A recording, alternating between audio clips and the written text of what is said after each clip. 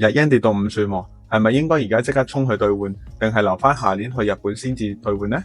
日 yen 跌得咁犀利咧，係有兩個原因嘅。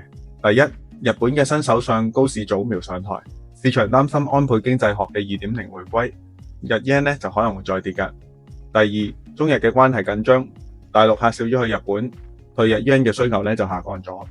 大家要知道，中國旅遊嘅需求對日 yen 嘅影響咧其實唔大嘅，因為去旅遊嗰陣時咧搶少少錢，對成個外匯市場嚟講咧，簡直就好似滴一滴水入個海嗰度咁樣。